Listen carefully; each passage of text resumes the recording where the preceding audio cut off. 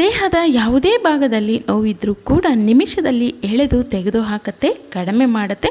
ಮಂಡಿ ನೋವು, ಸೊಂಟ ನೋವು, ಬೆನ್ನು ನೋವು, ಕತ್ತು ನೋವು, ಕುತ್ತಿಗೆ ನೋವು, ನರಗಳಲ್ಲಿ ನೋವು, ಬಾವು ಬಂದಿರತ್ತೆ, ಊತ ಆಗಿರತ್ತೆ, ಈ ರೀತಿ ನೋವುಗಳನ್ನು ನಿವಾರಿಸಲಿಕ್ಕೆ ಇವತ್ತಿನ ಮನೆಮದ್ದು ಬೆಸ್ಟ್ ಅಂತಲೇ ಹೇಳ್ಬೋದು. ಇನ್ನು ಇದನ್ನು ಮಾಡ್ಕೊಳ್ಳುವಂಥ ವಿಧಾನ ತುಂಬ ಸುಲಭವಾಗಿದೆ. ಮನೆಯಲ್ಲಿ ಇರುವಂಥ ಬರೀ 2 ಪದಾರ್ಥಗಳು ಸಾಕು, ಇದನ್ನು ಆರಾಮಾಗಿ ರೆಡಿ ಮಾಡ್ಕೊಳ್ಬೋದು. ಇನ್ನು ಎಷ್ಟೇ ಹಳೆಯ ನೋವುಗಳಿದ್ರೂ ಕೂಡ ಅದನ್ನು ಎಳೆದು ತೆಗೆದು ಹಾಕತ್ತೆ. ಕೆಲವೊಮ್ಮೆ ಬಿದ್ದು ಪೆಟ್ಟಾಗಿಬಿಟ್ಟಿರತ್ತೆ, ಈ ರೀತಿ ಆ ನೋವುಗಳನ್ನು ಕೂಡ ತೆಗೆದು ಹಾಕತ್ತೆ. ಜೊತೆಗೆ ಬಿದ್ದು ಪೆಟ್ಟಾಗಿದ್ದರೂ ಕೂಡ ಕೆಲವೊಮ್ಮೆ ನೋವು ಬಂದಿರೋದಿಲ್ಲ, ಆದರೆ ಅದು ಬರ್ತಾ ಬರ್ತಾ ನೋವು ಕಾಣಲಿಕ್ಕೆ ಶುರುವಾಗುತ್ತೆ. ಈ ರೀತಿ ಹಳೆಯ ನೋವುಗಳನ್ನು, ಬಿದ್ದು ಪೆಟ್ಟಾಗಿರುವಂಥ ನೋವುಗಳನ್ನು ಕೂಡ ಆರಾಮಾಗಿ ಸರಿ ಮಾಡ್ಕೊಳ್ಳೋದಕ್ಕೆ ಹೆಲ್ಪ್ ಆಗುತ್ತೆ ಅಂತಲೇ ಹೇಳ್ಬೋದು. ಜೊತೆಗೆ ತುಂಬ ಕಡಿಮೆ ಖರ್ಚಿನಲ್ಲಿ ಸುಲಭವಾಗಿ ಮನೆಯಲ್ಲೇ ರೆಡಿ ಮಾಡ್ಕೊಳ್ಬೋದು ಇವತ್ತಿನ ಈ ಒಂದು ಮನೆಮದ್ದನ್ನು. ಈ ರೀತಿ ವಿಡಿಯೋಗಳಿಗಾಗಿ ನೀವು ಕಾಯ್ತಾ ಇದ್ದರೆ ವಿಡಿಯೋಗೊಂದು ಲೈಕ್ ಮಾಡಿ. ಹಾಗೆ ಯಾರೆಲ್ಲ ಸಬ್ಸ್ಕ್ರೈಬ್ ಆಗ್ದೇನೆ ನೋಡ್ತಾ ಇದ್ದೀರೋ ಈಗಲೇ ಸಬ್ಸ್ಕ್ರೈಬ್ ಕೂಡ ಮಾಡ್ಕೊಳ್ಳಿ. ಇನ್ನು ಈ ಒಂದು ಸೂಪರ್ ಆಗಿರುವಂಥ ಮನೆಮದ್ದು ಅಥವಾ ನೋವು ನಿವಾರಕ ಆಯಿಲನ್ನು ರೆಡಿ ಮಾಡ್ಕೊಳ್ಳೋದಕ್ಕೆ ಮೊದಲನೇದಾಗಿ ಬೇಕಾಗಿರುವಂಥದ್ದು ಕರ್ಪೂರ. ನೋಡಿ, ನಾವು ಪ್ರತಿದಿನ ಮನೆಯಲ್ಲಿ, ದೇವ್ರ ಮನೆಯಲ್ಲಿ ಕರ್ಪೂರ ಬೆಳಗ್ತಾನೆ ಇರ್ತೀವಿ, ಆದರೆ ಅದು ಮಾಮೂಲಿ ಕರ್ಪೂರ. ನೋಡಿ, ಇದನ್ನು ಪಚ್ಚ ಕರ್ಪೂರ ಅಂಥೇಳಿ ಕರೀತಾರೆ. ಈ ರೀತಿ ದೊಡ್ಡ ಸೈಜ್ನಲ್ಲಿ ಇರುತ್ತೆ, ಅಂದರೆ ಅಗಲವಾಗಿ ನೋಡಿ ಈ ರೀತಿಯಾಗಿ ಇರುತ್ತೆ.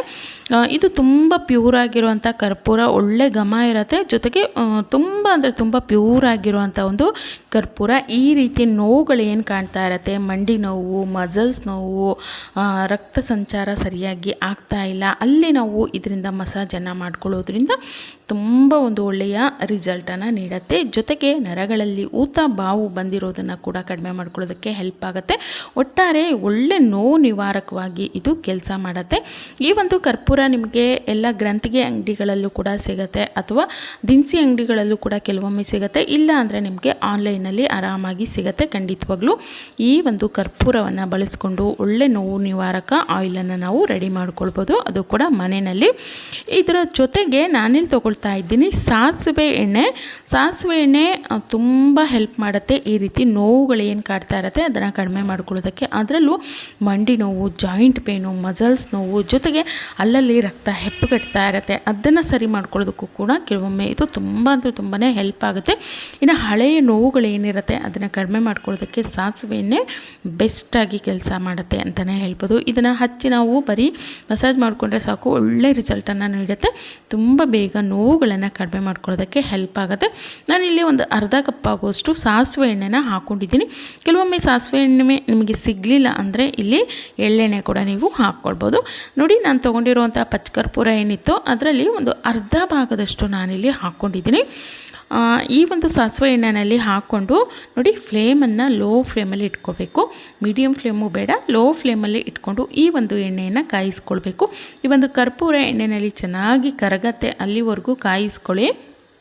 ನೋಡಿ, ಕರ್ಪೂರ ಅನ್ನೋವಂಥದ್ದು ಕರಗಲಿಕ್ಕೆ ಶುರುವಾಗಿದೆ. ಈ ರೀತಿ ಆದಷ್ಟು ಲೋ ಫ್ಲೇಮಲ್ಲೇ ಕಾಯಿಸ್ಕೊಳ್ಬೇಕು. ಎಷ್ಟು ನಾವು ಕಡಿಮೆ ಉರಿನಲ್ಲಿ ಈ ಒಂದು ಎಣ್ಣೆಯನ್ನು ಕಾಯಿಸ್ಕೊಳ್ತೀವೋ ಅಷ್ಟು ಒಳ್ಳೆಯ ರಿಸಲ್ಟನ್ನು ಇದು ನೀಡುತ್ತೆ ಅಂತಲೇ ಹೇಳ್ಬೋದು. ನೋಡಿ, ಇದಾಗಿದೆ. ಈಗ ಗ್ಯಾಸನ್ನು ಆಫ್ ಮಾಡಿಬಿಟ್ಟು ಇದು ಸ್ವಲ್ಪ ತಣ್ಣಗಾಗಬೇಕು. ತಣ್ಣಗಾದಮೇಲೆ ನಾನಿಲ್ಲಿ ಇದನ್ನು ಗ್ಲಾಸ್ ಜಾರಿಗೆ ಹಾಕ್ಕೊಳ್ತಾ ಇದ್ದೀನಿ. ಈ ರೀತಿ ಒಂದು ಏರ್ಟೈಟ್ ಬಾಕ್ಸ್ನಲ್ಲಿ ನೀವು ಹಾಕಿ ಜಾಸ್ತಿ ಪ್ರಮಾಣದಲ್ಲಿ ಕೂಡ ಇದನ್ನು ಮಾಡಿ ನೀವು ಆರಾಮಾಗಿ 3-4 ತಿಂಗಳವರೆಗೂ ಕೂಡ ಸ್ಟೋರ್ ಮಾಡ್ಕೊಳ್ಬೋದು. ಮನೆಯಲ್ಲಿ ವಯಸ್ಸಾದವರು ಇದ್ದೇ ಇರ್ತಾರೆ, ಅವ್ರಿಗೆ ಯಾವಾಗಲೂ ಮಂಡಿ ನೋವು, ಈ ಒಂದು ಕೈ ಕಾಲುಗಳಲ್ಲಿ ನೋವು, ನರಗಳಲ್ಲಿ ಒಂಥರ ಸೆಳೆತ ಬರ್ತಾ ಇರತ್ತೆ. ಹಾಗೆಯೇ ವಿಪರೀತ ಕೈ ಕಾಲುಗಳಲ್ಲಿ ನೋವು ಶುರುವಾಗ್ತಾ ಇರತ್ತೆ.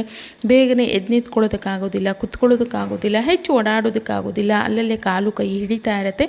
ಈ ರೀತಿ ನೋವುಗಳು ಹೆಚ್ಚಾದಾಗ ಈ ರೀತಿ ಆಯಿಲನ್ನು ನೀವು ಎಲ್ಲಿ ನಿಮಗೆ ನೋವು ಹೆಚ್ಚಾಗಿ ಬರ್ತಾ ಇರುತ್ತೋ ಆ ಭಾಗಕ್ಕೆ ಹಚ್ಚಿ ಒಂದು 5-6 ನಿಮಿಷ ಚೆನ್ನಾಗಿ ನಿಧಾನವಾಗಿ ಮಸಾಜನ್ನು ಮಾಡಿಕೊಳ್ಬೇಕು.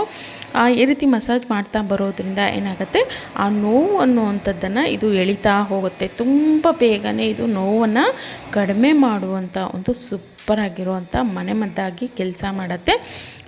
ಕೆಲವೊಮ್ಮೆ ಅಲ್ಲಲ್ಲೇ ನಮಗೆ ಕತ್ತು ಹಿಡಿತಾ ಇರುತ್ತೆ, ನರ ಉಳುಕ್ದಂಗೆ ಆಗ್ತಾ ಇರುತ್ತೆ. ಈ ರೀತಿ ನೋವುಗಳನ್ನು ಕೂಡ ಕಡಿಮೆ ಮಾಡಲಿಕ್ಕೆ ಹೆಲ್ಪ್ ಆಗುತ್ತೆ. ಜೊತೆಗೆ ಕೆಲವೊಮ್ಮೆ ಬಿದ್ದುಬಿಟ್ಟಿರ್ತೀವಿ, ತುಂಬ ಪೆಟ್ಟಾಗಿರುತ್ತೆ, ಅಲ್ಲಿ ನಮಗೆ ನೋವು ಕ್ರಮೇಣವಾಗಿ ನಿಧಾನವಾಗಿ ಕಾಡಲಿಕ್ಕೆ ಶುರುವಾಗುತ್ತೆ. ಆ ರೀತಿ ಹಳೆಯ ನೋವುಗಳನ್ನು ಕೂಡ ನಿವಾರಣೆ ಮಾಡಲಿಕ್ಕೆ ಹೆಲ್ಪ್ ಆಗುತ್ತೆ ಅಂತಲೇ ಹೇಳ್ಬೋದು. ನೋಡಿ, ಈ ರೀತಿ ಚೆನ್ನಾಗಿ 5-6 ನಿಮಿಷ ಮಸಾಜ್ ಮಾಡ್ಕೊಳ್ಳಿ. ಈ ರೀತಿ ನೀವು ತುಂಬ ನಿಮಗೆ ವಿಪರೀತ ನೋವು ಹೆಚ್ಚಾಗಿತ್ತು ಅಂದರೆ ದಿನದಲ್ಲಿ 3-4 ಬಾರಿ ಒಂದು ಎಣ್ಣೆಯನ್ನು ಹಚ್ಚಿ ಈ ರೀತಿ ಮಸಾಜನ್ನು ಮಾಡ್ಕೊಳ್ಳಿ. 100% ಆಗಿ ನಿಮ್ಮ ಎಷ್ಟೇ ಒಂದು ನೋವಿದ್ದರೂ ಕೂಡ ಮಂಡಿ ನೋವು, ಸೊಂಟ ನೋವು, ಬೆನ್ನು ನೋವು, ಕತ್ತು, ಆಮೇಲೆ ಕುತ್ತಿಗೆ ಈ ರೀತಿ ನೋವುಗಳನ್ನು ಕಡಿಮೆ ಮಾಡ್ಕೊಳ್ಳೋದಕ್ಕೆ ಇದು ತುಂಬ ಪವರ್ಫುಲ್ಲಾಗಿ ಕೆಲಸ ಮಾಡುತ್ತೆ. ಖಂಡಿತವಾಗ್ಲೂ ಒಮ್ಮೆ ಟ್ರೈ ಮಾಡಿ ನೋಡಿ. ಇನ್ನು ನಮಗೆ ಅಲ್ಲಲ್ಲಿ ನರಗಳು ಹಿಡಿತಾ ಇದೆ, ತುಂಬ ವಿಪರೀತ ಕೀಲುಗಳಲ್ಲಿ ನೋವು, ಮಂಡಿ ನೋವು, ಮಸಲ್ಸ್ ನೋವು ಈ ರೀತಿ ನೋವುಗಳನ್ನೇ ತಡೆಯೋದಕ್ಕಾಗ್ತಾ ಇಲ್ಲ ಅಂದರೆ ಆ ಒಂದು ಆಯಿಲ್ ಹಚ್ಚೋದ್ರ ಜೊತೆಗೆ ಈ ರೀತಿ ನೀವು 1 ಟೀ ಸ್ಪೂನ್ ಆಗುವಷ್ಟು ಮೆಂತ್ಯ ಕಾಳನ್ನು ರಾತ್ರಿ ನೆನೆಸ್ಕೊಂಬಿಡಿ.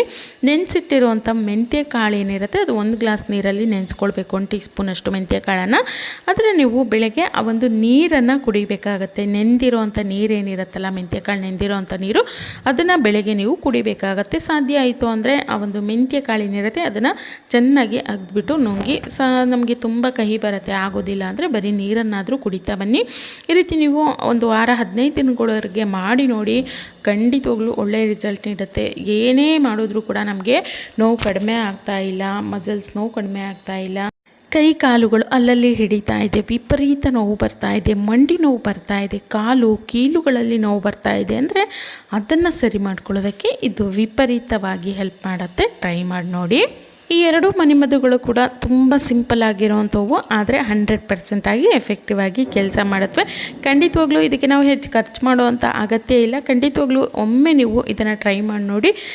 ಒಳ್ಳೆಯ ರಿಸಲ್ಟ್ ಅಂತೂ ಖಂಡಿತವಾಗ್ಲೂ ಸಿಕ್ಕೇ ಸಿಗುತ್ತೆ.